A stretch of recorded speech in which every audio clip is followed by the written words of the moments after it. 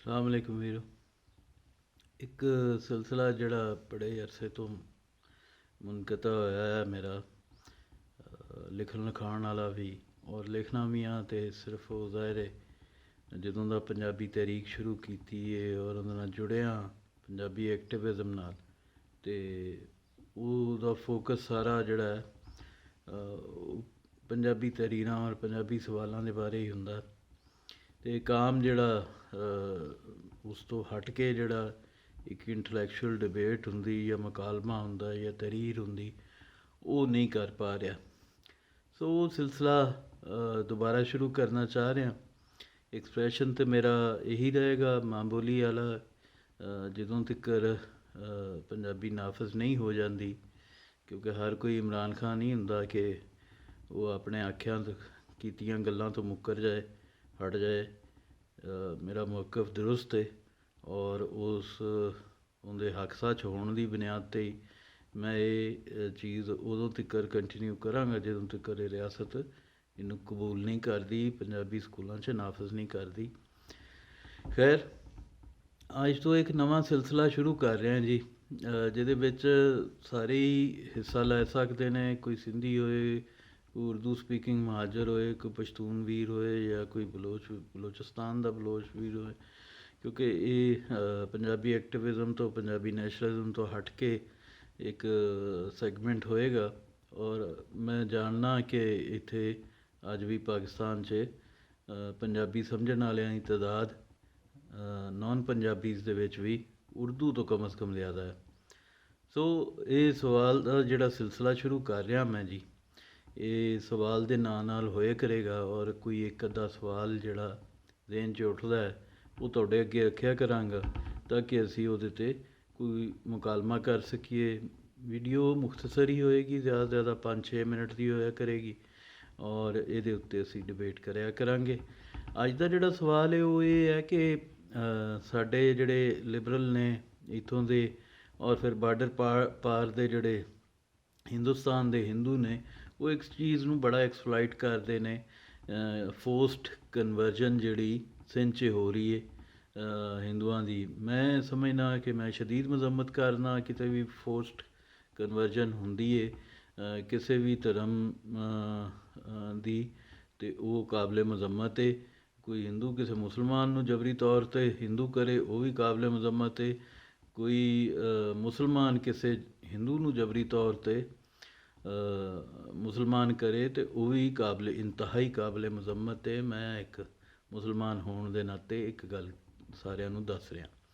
ਹੁਣ ਗੱਲ ਇਹ ਕਿ ਇਹ ਜਿਹੜਾ ਫੋਰਸਡ ਕਨਵਰਜਨ ਵਾਲਾ ਸਵਾਲ ਹੈ, ਇਹਦੇ ਨਾਲ ਕੁਛ ਸਵਾਲ ਹੋਰ ਵੀ ਜੁੜੇ ਨੇ। ਯਾਨੀ ਇਹ ਹੈ ਕਿ ਹਰ ਚੀਜ਼ ਦਾ ਕੋਈ ਪਰਸਪੈਕਟਿਵ ਜ਼ਰੂਰ ਹੁੰਦਾ ਹੈ, ਅਤੇ ਉਹਨੂੰ ਵੀ ਉਹਦੇ 'ਤੇ ਵੀ ਮੁਕਾਲਮਾ ਹੋਣਾ ਚਾਹੀਦਾ। ਉਹਨੂੰ ਵੀ ਸਾਨੂੰ ਸਮਝਣ ਦੀ ਕੋਸ਼ਿਸ਼ ਕਰਨੀ ਚਾਹੀਦੀ ਕਿ ਕੀ ਵਜੂਹਾਤ ਹੋ ਸਕਦੀਆਂ ਨੇ ਕਿ ਇੱਕ ਖਿੱਤੇ 'ਚ ਇੰਝ ਦੀ ਹਰਕਤ ਹੋ ਰਹੀ। ਮਤਲਬ ਮੁਸਲਿਮ ਕੰਟਰੀਜ਼ ਤਾਂ ਬਹੁਤ ਸਾਰੀਆਂ ਨੇ, ਅਤੇ ਹੋਰ ਤਾਂ ਕਿਤੇ ਇੰਝ ਦੇ ਸਾਨੂੰ ਸ਼ਵਾਹਿਦ ਨਹੀਂ ਮਿਲਦੇ ਕਿ ਕਿਤੇ ਕੋਈ ਜਬਰੀ ਤੌਰ 'ਤੇ ਕਿਸੇ ਦਾ ਧਰਮ ਬਦਲਿਆ ਜਾ ਰਿਹਾ ਹੈ ਜਾਂ ਮੁਸਲਮਾਨ ਕਿਸੇ ਨੂੰ ਜਬਰੀ ਤੌਰ 'ਤੇ ਮੁਸਲਮਾਨ ਕਰ ਰਹੇ ਨੇ। ਈਵਨ ਅਰਬ 'ਚ ਜਿੱਥੇ ਬਹੁਤ ਸਾਰੇ ਸਵਾਲ ਇੰਝ ਦੇ ਮਾਦੀ 'ਚ ਮੌਜੂਦ ਹੁੰਦੇ ਸਨ, ਉੱਥੇ ਵੀ ਅੱਜ ਇੰਝ ਦੀ ਕੋਈ ਰਵਾਇਤ ਨਹੀਂ ਹੈ, ਉੱਥੇ ਬਲਕਿ ਮੰਦਰ ਬਣਾ ਕੇ ਦਿੱਤੇ ਜਾ ਰਹੇ ਨੇ।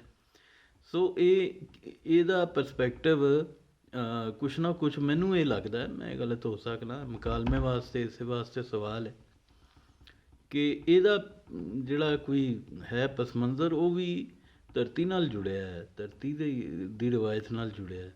ਮੇਰੇ ਜ਼ਿਹਨ 'ਚ ਸਵਾਲ ਇਹ ਹੈ ਕਿ ਇੱਥੋਂ, ਇਸ ਧਰਤੀ ਤੋਂ ਬੁੱਧਿਜ਼ਮ ਗਾਇਬ ਕਿਉਂ ਹੋਇਆ, ਔਰ ਇਸ ਧਰਤੀ ਤੋਂ ਜੈਨ ਮਤ ਜਿਹੜਾ ਕਿ ਇੱਕ ਦੌਰ 'ਚ ਇੰਨਾ ਅਰੂਜ ਫੜ ਗਿਆ ਸੀ ਕਿ ਹਿੰਦੂਇਜ਼ਮ ਘਟ ਗਿਆ ਸੀ ਅਤੇ ਜੈਨਇਜ਼ਮ ਵੱਧ ਗਿਆ ਸੀ, ਉਹ ਕਿੱਧਰ ਗਏ, ਉਹ ਕਿਉਂ ਖ਼ਤਮ ਹੋ ਗਏ। ਹੁਣ ਇਹ ਜਿਹੜੇ ਹਿੰਦੁਸਤਾਨ ਦੇ ਸਾਡੇ ਦੋਸਤ ਜਿਹੜੇ ਨੇ ਹਿੰਦੂ ਵੀਰ ਸਵਾਲ ਕਰਦੇ ਨੇ, ਇਹ ਉਹਨਾਂ ਵਾਸਤੇ ਮੈਂ ਇੱਕ ਕਾਊਂਟਰ ਕੁਐਸਚਨ ਛੱਡ ਕੇ ਜਾ ਰਿਹਾ ਕਿ ਜੈਨ ਮਤ ਕਿਉਂ ਖ਼ਤਮ ਹੋਇਆ ਔਰ ਇਸ ਧਰਤੀ ਤੋਂ ਬੁੱਧ ਮਤ ਕਿਉਂ ਖ਼ਤਮ ਹੋਇਆ। ਕਿਉਂਕਿ ਇਹ ਦੋਵੇਂ ਧਰਮ ਜਿਹੜੇ ਨੇ, ਇਹ ਬਹਰਹਾਲ ਹਿੰਦੂ ਧਰਮ ਤੋਂ ਤਾਂ ਨਵੇਂ ਨੇ, ਲੇਕਿਨ ਇਹ ਦਰਮਿਆਨ 'ਚ ਆਏ ਇਸ ਧਰਤੀ 'ਤੇ, ਇਹਨਾਂ ਬਹੁਤ ਰੂਝ ਹਾਸਿਲ ਕੀਤਾ ਔਰ ਉਹ ਫਿਰ ਅਚਾਨਕ ਇੱਥੋਂ ਗਾਇਬ ਹੋ ਗਏ ਜਾਂ ਇੱਥੋਂ ਹਿਜਰਤ ਕਰ ਗਏ, ਮਾਈਗ੍ਰੇਟ ਕਰ ਗਏ ਜਾਂ ਖ਼ਤਮ ਹੋ ਗਏ। ਹੁਣ ਗੱਲ ਇਹ ਕਿ ਅਗਰ ਤਾਂ ਬੁੱਧਿਜ਼ਮ ਕਮਜ਼ੋਰ ਹੁੰਦਾ ਤੇ ਬਾਕੀ ਦੁਨੀਆ 'ਚ ਵੀ ਲੋਕ ਹਿੰਦੂ ਹੋ ਜਾਂਦੇ। ਦੇਖੋ ਨਾ, ਇੱਥੇ ਸਾਰਾ ਇੱਕ ਬੁੱਧਿਜ਼ਮ ਫੈਲਿਆ ਗੌਤਮ ਬੁੱਧਾ ਦੀ ਵਜ੍ਹਾ ਤੋਂ। ਔਰ ਉਹ ਅਗਰ ਹਿੰਦੂ ਮੈਥੋਲੋਜੀ ਜ਼ਿਆਦਾ ਮਜ਼ਬੂਤ ਹੁੰਦੀ ਉਹਦੇ ਕੋਲੋਂ, ਰੈਸ਼ਨਲੀ ਜ਼ਿਆਦਾ ਮਜ਼ਬੂਤ ਹੁੰਦੀ, ਤੇ ਲੋਕ ਮਤਲਬ ਚੀਨ 'ਚ ਵੀ ਫਿਰ ਹਿੰਦੂ ਹੋ ਗਏ ਹੁੰਦੇ, ਜਾਂ ਹੋਰ ਜਿੱਥੇ ਜਿੱਥੇ ਵੀ ਬੁੱਧਿਜ਼ਮ ਮੌਜੂਦ ਹੈ ਔਰ ਜਿੱਥੇ ਪਹਿਲੇ ਉੱਥੇ ਹਿੰਦੂ ਮਤ ਆ ਜਾਂਦਾ ਜਾਂ ਹੋਰ ਕੋਈ ਧਰਮ ਆ ਜਾਂਦਾ। ਲੇਕਿਨ ਇਹ ਵੇ ਕਿ ਉਹ ਜਿੱਥੇ ਮੌਜੂਦ ਨੇ ਉੱਥੇ ਬੜੇ ਮਜ਼ਬੂਤ ਹਾਲਤ 'ਚ, ਬੜੀ ਮਜ਼ਬੂਤ ਸ਼ਕਲ 'ਚ ਮੌਜੂਦ ਹੈ ਬੁੱਧਿਜ਼ਮ। ਜੈਨ ਮਤ, ਹੁਣ ਇਹਦੇ ਪਿੱਛੇ ਤਾਰੀਖ ਹੈ ਔਰ ਐਸੇ ਕੁਝ ਸ਼ਵਾਇਦ ਮੌਜੂਦ ਨੇ ਕਿ ਬੁੱਧ ਮਤ ਜਿਹੜਾ ਹੈ ਉਹ ਇੱਥੋਂ ਖੌਫ ਦੀ ਵਜ੍ਹਾ ਤੋਂ ਮਾਈਗ੍ਰੇਟ ਕਰ ਗਿਆ। ਮਤਲਬ ਇਹ ਜਿਹੜੀਆਂ 9 ਗਜ਼ ਦੀਆਂ ਕਬਰਾਂ ਸਾਡੇ ਮਿਲਦੀਆਂ ਨੇ, ਇਹਨਾਂ ਨੂੰ ਵੀ ਪਿਛਲੇ ਦਿਨਾਂ ਕਿਸੇ ਤਹਿਕੀਕ ਕੀਤੀ ਤੇ ਉਹਨੇ ਕਿਹਾ ਜੀ ਇਹਨਾਂ 'ਚੋਂ ਬਾਅਦ ਕਬਰਾਂ ਜਿਹੜੀਆਂ ਨੇ ਉਹ ਬੁੱਧ ਦੌਰ ਦੀਆਂ ਨੇ, ਬੁੱਧ ਮਤ ਦੇ ਦੌਰ ਦੀਆਂ ਨੇ। ਫਿਰ ਜੈਨ ਮਤ ਜਿਹੜਾ ਉਹਨੂੰ ਵੀ ਜਿਸ ਤਰ੍ਹਾਂ ਜਬਰੀ ਤੌਰ 'ਤੇ ਖ਼ਤਮ ਕੀਤਾ ਗਿਆ ਇੱਥੇ, ਔਰ ਜ਼ਾਹਿਰ ਹੈ ਜਬਰੀ ਤੌਰ 'ਤੇ ਸਾਰੇ ਕਤਲ ਤਾਂ ਨਹੀਂ ਹੋ ਗਏ ਹੋਣੇ, ਉਹ ਵੀ ਫੋਰਸਡ ਕਨਵਰਜਨ ਹੀ ਹੋਏਗੀ।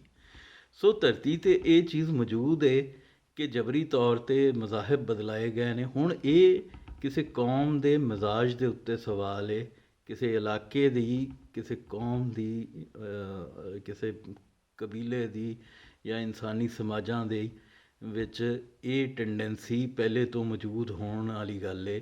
ਇਹਦੇ 'ਤੇ ਗੌਰ ਹੋਣਾ ਚਾਹੀਦਾ ਹੈ। ਮੌਜੂਦਾ ਜਿਹੜੀ ਲਹਿਰ ਹੈ ਅਗਰ ਉਹ ਬਹੁਤ ਛੋਟੀ ਹੈ, ਯਕੀਨ ਕਰੋ ਉਹ ਜਿੰਨੇ ਵੱਡੇ ਧਰਮ ਇੱਥੇ ਬੁੱਧ ਮਤ ਅਤੇ ਜੈਨ ਮਤ ਸਨ ਉਹਦੀ ਨਿਸਬਤ ਇਹ ਬਹੁਤ ਛੋਟੀ ਹੈ। ਇਹ ਜਿਹੜੀ ਕਨਵਰਜਨ ਹੈ ਇਹ ਤਾਂ ਗਿਣਤੀ 'ਚ ਨਾ, ਫਿੰਗਰ ਟਿਪਸ 'ਤੇ ਨੇ, ਕੋਈ ਹਜ਼ਾਰਾਂ ਦੀ ਤਾਦਾਦ 'ਚ ਨਹੀਂ ਨੇ, ਕੋਈ ਲੱਖਾਂ ਦੀ ਤਾਦਾਦ 'ਚ ਨਹੀਂ ਨੇ। ਲੇਕਿਨ ਜਿਹੜਾ ਇੱਥੋਂ ਬੁੱਧ ਮਤ ਖਤਮ ਹੋਇਆ, ਇੱਥੇ ਬੁੱਧ ਲੱਖਾਂ ਦੀ ਤਾਦਾਦ 'ਚ ਮੌਜੂਦ ਸਨ, ਜੈਨ ਲੱਖਾਂ ਦੀ ਤਾਦਾਦ 'ਚ ਮੌਜੂਦ ਸਨ।